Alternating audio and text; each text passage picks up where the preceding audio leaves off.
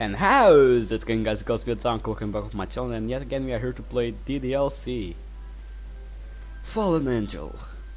And so yeah, I've been enjoying this mode so far, so let's keep going where we stopped. I open my eyes as the sun casts its light on my face. The sunlight creates a soft glow. Usually that means there's heavy clouds looming over. Well, we'll most likely get some shower later today. Grab my phone and look at the time. Holy crap, I'm getting late. Jumping out of bed, I begin to start my daily routine. Today is Yuri's second appointment with Dr. Langton. He was excited to continue working with Yuri and believes that he can really help her. I wonder what he'll say when she tells him about her cuts. Yuri promised me she would open up about them today. I'll do my best to support her. I continue my trek into the kitchen. Putting out my phone, I check the time. Don't have a lot of time left. I swap a cereal bar and then swing up on my fridge. Luckily, I remember to buy milk this time. I poured the milk into a bowl and dropped the cereal bar inside. Cereal bar? Why isn't it working? All of a sudden, realization hits me. Oh. I fished the soggy cereal bar out of the bowl. One day I'm going to have a proper breakfast. This is a meme, right? Okay, I don't have a lot of time left. I swipe the cereal bar and then swing open my fridge. Luckily, I remembered to buy milk this time. I poured the milk into the bowl and dropped the cereal bar inside. Why isn't it working? All of a sudden, the realization hits me. Oh, yeah. So it's called cereal bar, but it doesn't mean that it's cereals. It's made of cereal, but it won't just happen like normal cereal. It doesn't work like regular cereal, you know.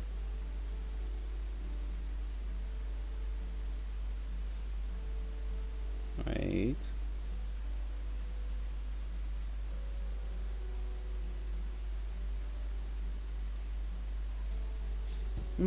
One day I'm gonna have a proper breakfast. I pull out my phone once again and text Yuri.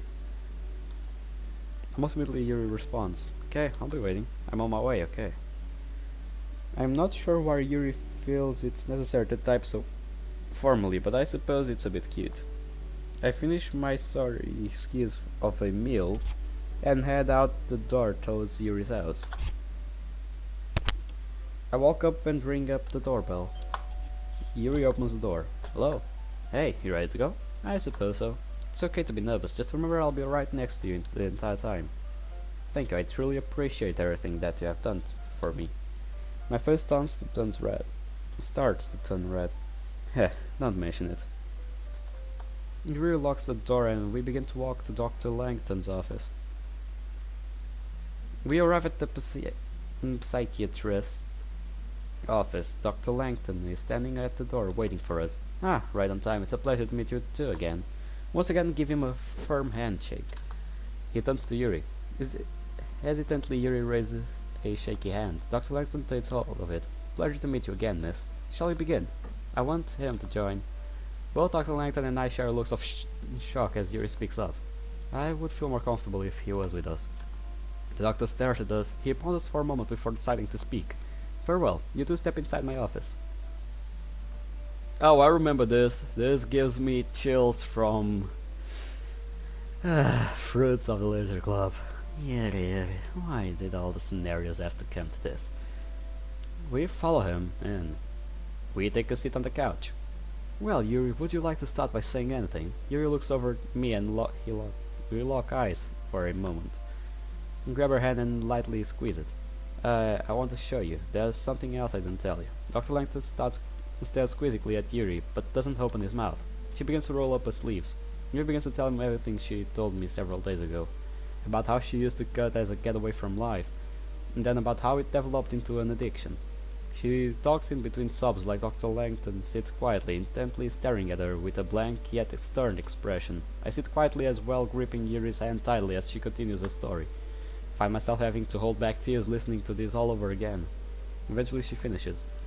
This is something very serious. Give me a moment. Dr. Langton gets up from his seat and goes to his computer. He begins typing that sounds like an email. A small piece of paper comes out of his printer. He then comes back to us. Here's a presentation of some antidepressants.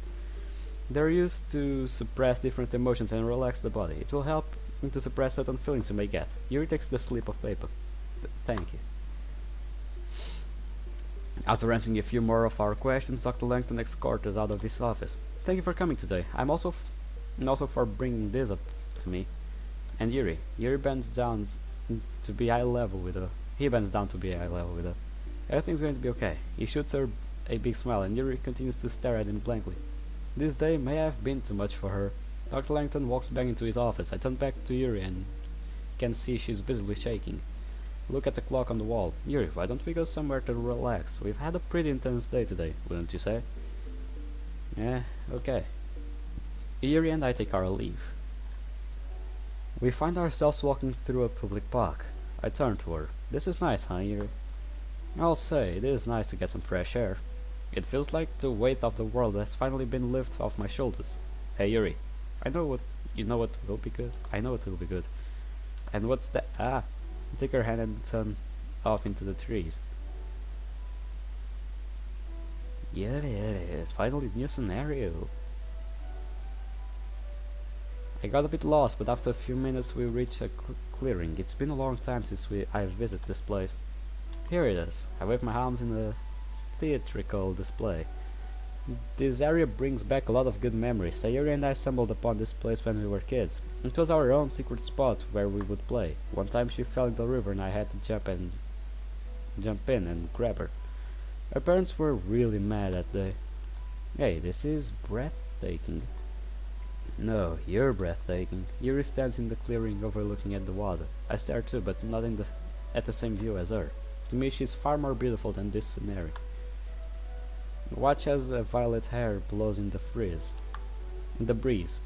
Her eyes sparkle like stars as she stares out into the seemingly infinite landscape. She keeps calm and content expression on her face. Don't know if it's my mind playing tricks on me, but it seems as if the ray of sunlight is shining on her, and solely on her.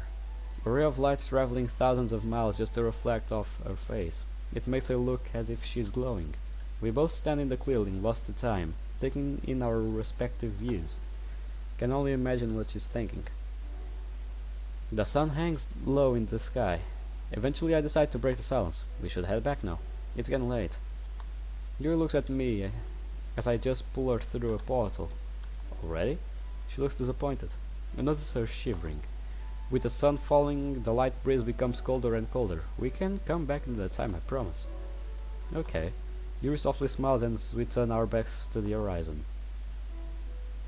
We walk back into the main pathway in silence. You know, we could have a picnic here one day. Yuri perks up. Really? I can't help but laugh at the excitement on Yuri's voice. It's probably the first time I've ever heard her so genuine. Of course. We'll set up some food, maybe some tea, a book, and we'll come when it's bright and sunny. I'd like that. Wrap my arm around Yuri. She doesn't even falter. I can feel her tense body relax as if all the moments that have led up to this have been wiped from existence. If only it was as easy as snap to wipe half of everything out of existence. I quietly laughed myself, and for a second I feel like a normal person again. Well, here we are. Thank you for walking me home. No problem. And Naski said Chivalry was dead. I'll be off then. Are you sure? I mean, yeah, we're not having this awkward conversation again. You know what? I would love to spend the night. Really? Are you surprised that I want to spend a lot of time with you? No, it's just that not a lot of people enjoy spending time with me. I wrap my arm around Yuri as we walk inside. Well, Yuri, I'm not a lot of people. We walk in and I take a seat on the couch. Hey, what are you doing? What? Yuri grabs me and yanks me off the couch. Whoa, what did I do? I am so sorry. I didn't mean to do that. It's just you haven't showered yet. And you sat on the couch. Let out a long cig. Suppose I'm pretty sweaty from all this walking. Alright. He looks on with a worried expression. From the bottom of my heart. My bad. I accept your apology. Yuri gives me a soft smile. Now enough with the formality. I'll head upstairs and shower. Then we could, I don't know, read or something.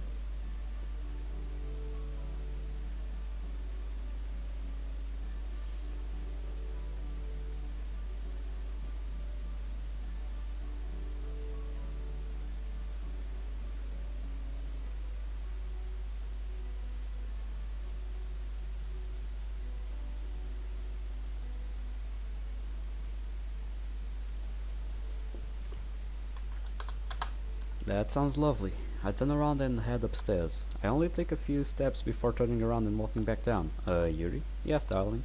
Cock my head back a bit. Darling? That's new. Could get used to this, however.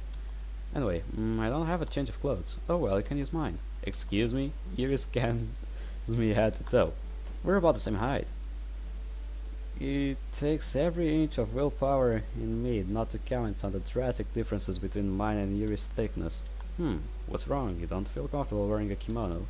My face grows out as if Yuri has no AC in her house. No, I can wear a kimono. That. Well then, in that case, they're in the middle drawer. Yuri walks away with a sense of victory in her step. Meanwhile, Meanwhile my face is red from here to here. Guess it's time to throw out my masculinity and put on woman's pajamas. Yuri, give me a fucking break. Not to sound mean, but I'm somewhat fortunate Yuri doesn't have many friends to tell this to. If Natsuki found out about this, she would never live it down. Continue my trek upstairs. After my shower, I come back downstairs with a dark blue kimono. Yuri does a poor job at covering up her laughter. Yeah, get your laughs out now. Don't know about you, but I think I rock this kimono pretty well. I do a quick spin to show myself off. You do look rather dashing. Yuri is holding a tray with teapot and 2 little cups. It appears she also got dressed in her own sleepwear. The tea must still be fresh as I can see the steam rising off. I thought we could sit down and have a cup of tea while listening to the rain. I've been so caught up in my appearance that I didn't even realize that it was now pouring outside. Oh, alright, that sounds like a great idea. Do you mind if we go upstairs? My bedroom has a big window. Sure. Once in her room, I take a seat on the bed. Yuri pours us both some tea and hands me my cup. Thanks, you. Thanks. God damn it.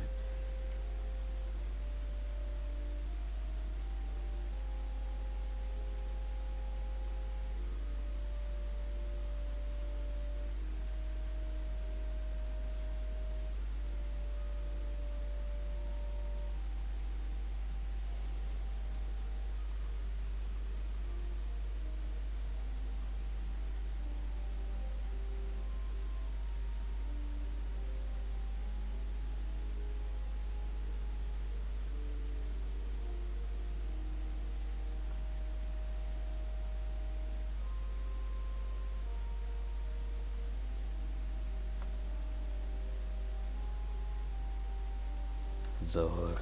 Okay, here we are. Your next pulls out a book.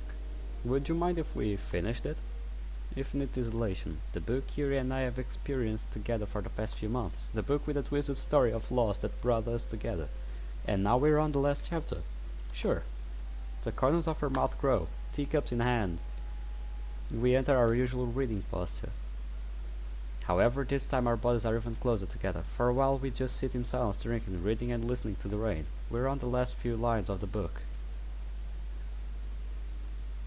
I sit down in the corner of the cell. I don't know what's worse, if I'm honest. Being surrounded by 4 concrete walls or the fact that I'm alone. If there's one thing that all humans share is fear of loneliness. Most people can accept death. Some people aren't scared of tight spaces, or spiders or dark. But loneliness?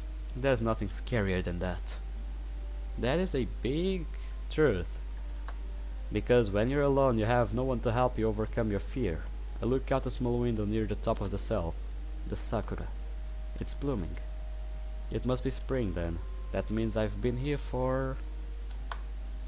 Not sure really. How do you track time when you can't even see the sun? Look at my bandaged arm. I've watched myself fall into insanity, came out, then dive right back in. It's like a cycle. I've been in here so long I can't realize when I begin to lose my mind. Even my hallucinations don't want to talk to me anymore. Boom, boom, boom. A monstrous banging is heard outside my door. I scatter towards the center of the room and face it. The banging grows louder and louder, closer and closer, then stops. Standing in the center of my room, my heart pounding. The air is thick. I don't dare make a sound for I fear breaking the fragile silence. My vision focuses on the steel door that has kept me locked away. The sound of scraping metal plays and fills the room. I shut my ears instinctively, but my eyes never leave the door. I hold my breath. The door creaks open. Wait, what? That's it? I look at Yuri. I suppose now we wait for part 2 to come out. Let all the sick. Fair enough. I set the book at the nightstand. I enjoyed it. Really? Yes. Thank you for sharing this book with me. Yuri turns red as she tries to hide a smile. Wait a bit.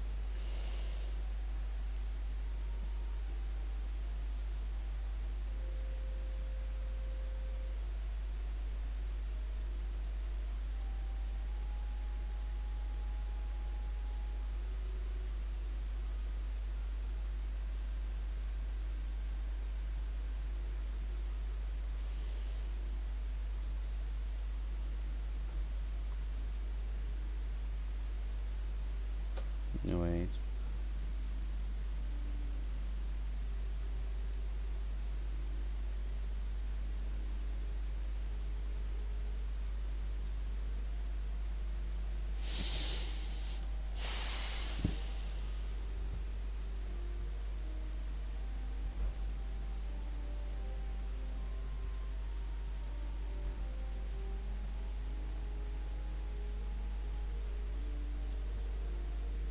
We continue to listen to the raindrops pour.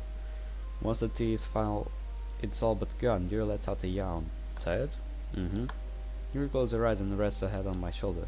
We slide up next to each other as we listen to the outside world. The melodic symphony of raindrops continued to pound on the floor. Lucky? Yeah. This may be an odd question, but how come your parents are never home?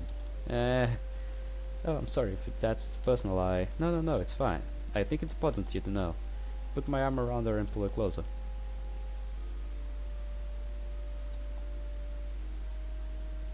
The sound of rain continues to echo throughout the room. I can feel our heartbeats sinking at the rhythm of them hitting the roof. When I was a kid, maybe 10 or 11-ish, my parents got hit with a bit of financial problems. I was real young, so I don't really remember the specifics of it. However, I do remember my parents sitting me down and telling me they were separating. They made me choose who I wanted to live with. I know it may seem like a lot to put on a child, but they wanted to make sure they did what was best for me. In the end, I chose to stay with my dad, and thus my mom left. I'm sorry. It's fine. It was a long time ago. After my mom left, she got a job in a big banking company and moved away. I was lucky enough, however, for both my parents to be civil, and both still agreed to take care of me. You're very lucky to have two parents who care about you. That's what I thought as well. Eventually my dad's business tanked, and once again we hit a financial hole. After that he left for the military. He left you? Basically. After his business fell, he couldn't afford to raise me, and with my mom a quarter across the world, she couldn't be here for me either. So the only way my dad could earn money was to join the military. They give him checks, most of which go to house for bills and stuff, and with the money my mom gives me I used on groceries and other commodities. It's not much, but it's enough to get by without struggling. Well, physically I'm fine, but it does get lonely. Being home by herself for months at a time. Yuri looks deeply at me. Her eyes glisten. She moves her hand and brushes her thumb along my cheek. It's only now that I realize I've been lightly crying this entire time. Yuri throws her arms over me and buries her head into my chest. Thank you. For what? For telling me your story. I relax a bit, place my hands on Yuri and begin to lightly pat her head. The soft breathing begins to calm my nerves. I listen to the pounding of raindrops as I close my eyes.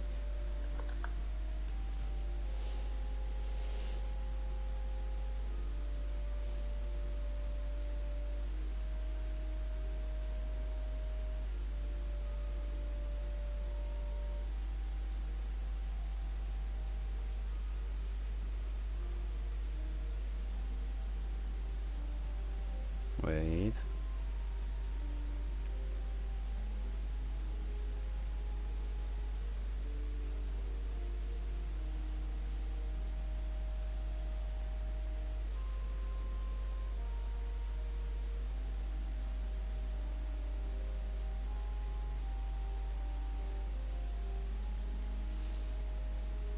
I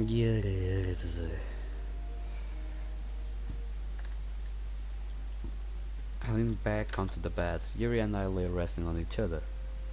Hey, can you promise me something? What is it?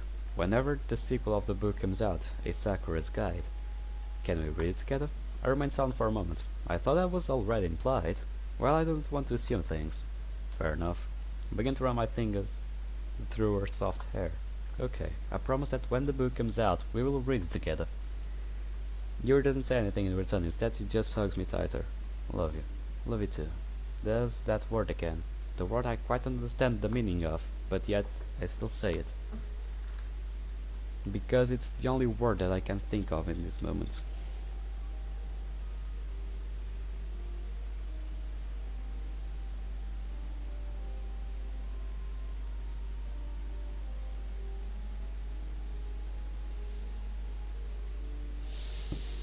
Because it's the only word that I can think of in this moment. Her soft voice bids me good night, and I slowly drift off consciousness. Breathe out of consciousness.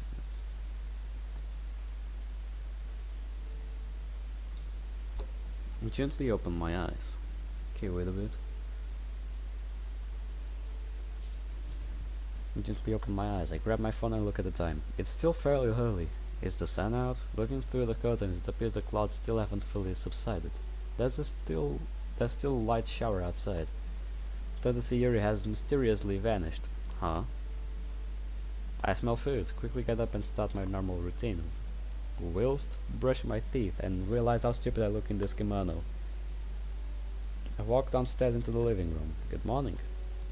Yuri is hovering over the stove, a pan sizzling atop it. What? No darling this time. Yuri doesn't respond, but I can tell by her blushing cheeks that she heard me. I sit down at the table and Yuri follows plates in hand. I start to dig into my breakfast. So, what are the plans for today? Well, I talk with my mouth full. I was thinking we could go to the pharmacy and to pick your prescription. Then after that we can return to the one spot from yesterday and have a picnic. Yuri smiles ear to ear. That sounds really nice. Yeah. That's why I came up with it. I hope the weather clears up though. Take another bite of my food. Still chewing, I give her a big nod. Hey, I had something I wanted to do as well, if it's okay with you. Of course, what is it? I wanted to throw out my knife collection. This comes as a shock to me. A surprise to be sure, but a welcome one. I think that's a great idea. Really? Are you sure you're ready for it? If I want to get better, I have to throw out all temptation. It will be hard to get rid of the collection I've worked so hard for, but I think this will be a good way to end this chapter of my life and open a new brighter one. I'm happy to hear that, Yuri. We continue to hit in silence. I don't know how to whistle. Pardon? I thought I would break the silence with a fun fact about myself. I can't whistle. I've never been able to all my life. I've tried as hard as I can. Looked it up, asked other people. Still can't whistle. Just thought I would share one of my weird quirks. Yes. It's weird when you can whistle. It's easy. You just put your lips together, softly parted, and whistle. It's simple. I take another bite of my food. When I watch TV, I always put the volume on an even number, not on the circle. What? It bothers me if the volume is on an odd number. I can't watch it unless the volume level is even or at least very least or multiple of 5. I have no idea why, I've just always been like that. Can't help but smile. So, that's my fun fact. That's cute. Your turns bit red. Alright, here's another one. When my shoelaces are untied, I always announce that my shoes are untied. I have no idea why, and it makes absolutely no sense. I'll just say, oh, my shoes untied, and then I'll bend down and tie them. Doesn't matter if I'm alone or in public either. You looks at me if I'm some sort of psychopath. But then she says, that's cute. Now it's my turn to blush a little. Okay, now your turn. Let's see. Whenever I'm walking, I'll accidentally drag my foot whilst taking a step. I'll then purposely drag the other foot as well, as if my mind is trying to balance out my body or something. I've always found it very strange. I have no idea why I do it. Don't know if it could be labeled or some form of OCD. Or perhaps something else. I would say you're just weird. We shall allow and continue our meals. I checked the time. We should start getting ready. We can get to the pharmacy early. Come back, throw out your knife collection, and then have the rest of the day to do whatever. Very well. I'll go get dressed. Yuri comes down looking as beautiful as ever. Ready to go. Yes, let's go. Here we go. Yuri and I arrived at the pharmacy. How can I help you? I look at Yuri. Prescription for Yuri. Can I get the last name? Yes, it's... my shoe's untied. I look down and realize that my left shoelaces were undone. I get down on one knee. Loop the loop and pull, and your shoes are looking cool. Send it back up. Here you go. The pharmacist hands Yuri a bag with a bottle of pills in it. Yuri checks the tag to clarify that it's the right prescription. You'll want to take your dosage twice a day, so every 12 hours. Thank you. You're welcome. The pharmacist gives us a big smile. Is that it? I flash a glance between the two of them. Do you have any other questions? No, I think I understand everything. Thank you again. My pleasure. Take Yuri's hand and we exit the building. It's oddly convenient that everywhere we go is downtown. Alright, Yuri, how about we head back to our house and go throw out your knife collection? Yuri takes a moment to ponder this. It's obvious that she doesn't share my enthusiasm about removing her collection. Perhaps it holds more emotional connection than I thought. That sounds like a good idea. That's my specialty. Having good ideas? No, being called lucky. That was a good one, I have to admit, that was nice. We arrived back at Yuri's house. Yuri's upstairs. She said she wanted to change into something more comfortable. I'll just sit here and wait. I reach into my pocket and grab my phone. Once again that little shit sending us messages. I wonder who it is from. It's an unknown number. I hope you're enjoying your break. Wait, is this the same person who was sending me those weird texts a few weeks ago? I type a response. What do you want? You know what I want. Yet you still haven't given to me. This is ridiculous. I don't know what you want, so just leave me alone or I'll call the police. You don't have to worry about that. My plan is already in motion. Plan? What the hell does that mean? Please let this not end like exit music. Luki? Yuri. I turn around to see Yuri behind me. Is everything okay? Yeah, everything's fine. Slide my phone back into my pocket. Why do you have to be behind me, woman? That's not the way we do it in Japan. That's not the way we do it in America. I just dozed off waiting for you. You scared me a little. My apologies. It's alright. You ready now? I know. Okay. We head upstairs. Where is the knife collection? I want to see it. We enter the bedroom. We take a seat on the floor. Yuri reads on the bed and pulls out a briefcase-sized wooden box. She pops the latches and the top flings open. My eyes sparkle in amazement. There's a plethora of all kinds of knives, ranging from pocket knives to butterfly knives, needlepoint, tanto point, straight bracks. It's not just the type of knives either. They're all exotic with their own unique design and color. Wow, that's what I can say in this moment. I would never thought I would see the world's beautiful to describe a knife. How would you even acquire items like this? I almost ask, but Yuri speaks up first. They're beautiful, aren't they? She took the words right off my mouth. Yeah, I thought she may have had just a few pocket knives. This is pretty incredible though. This one's my favorite. She picks up one. A solid steel with light blue waves etched into it. I watch her twirl it around with her thin fingers. Would you like to hold one? I nod. Yuri carefully hands me the knife, like a sensei handing his pupil a sword. The hold of the knife is my dominant hand. It's a lot heavier than I thought. As I turn it around, the light blue blade reflects the light. Out of curiosity, I run my thumb perpendicular to the blade. It's sharp. You seem to handle it pretty well, though. You wouldn't say that. I wouldn't say that. More so, I just have a common sense to not prick my finger on the point of a knife. Yuri continues to examine me, examining the blade. You know, for a long time, these were the only things I had. There was a time where I had just given up on love. And then he showed up, and he showed me I don't need these things. I felt the same way about myself. That there was no one out there for me. I would just live my life playing video games and be fine with it. But that day when I looked into your eyes, I knew that everything would be okay. How much do you love me? Huh? I asked you how much do you love me? Well, that's an unexpected question. I suppose I love you 300%. 3,000. 3,000, yeah? That's a big number. That's just how much I love you. Your blush bright red. That was really cheesy. It ain't easy being cheesy. Also, don't pretend you didn't like that. Now I suppose I should dump tea. Out of nowhere, ring cut through the air. Hello? Yuri's expression breaks. She turns wide-eyed and pale, as if she has seen the ghost. Is everything okay? Yuri shoots up on her feet. We have to go. Now. What's going on? She grabs me in the end and we rush out of her house. What the fuck happened? Here I am sitting at the hospital hall. I don't really remember running here.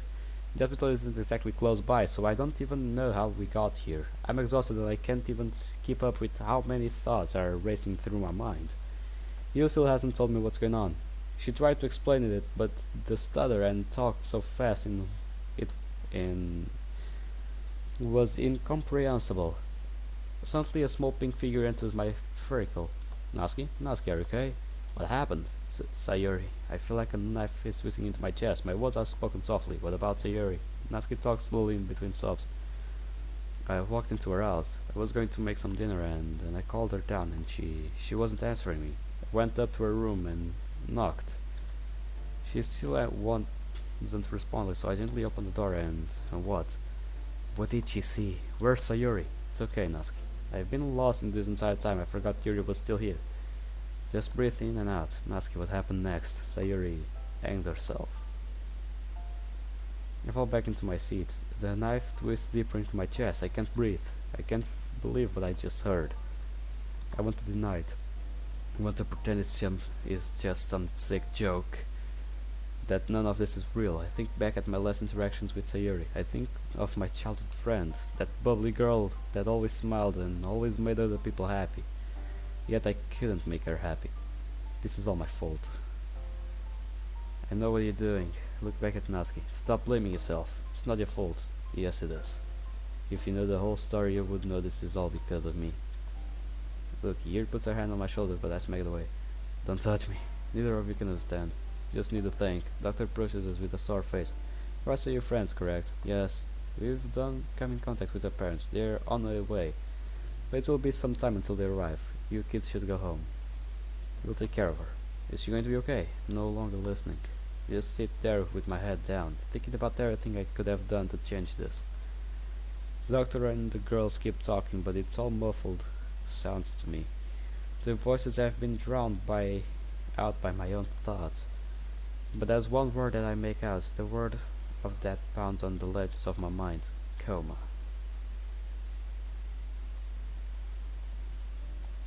She's in coma. Turning burned pages.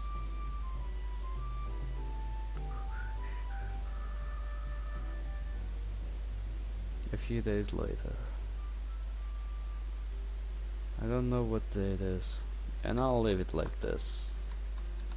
It's getting too much like exit music. It's giving me bad memories. I know what's going on and what will happen after this. I hope I don't have to see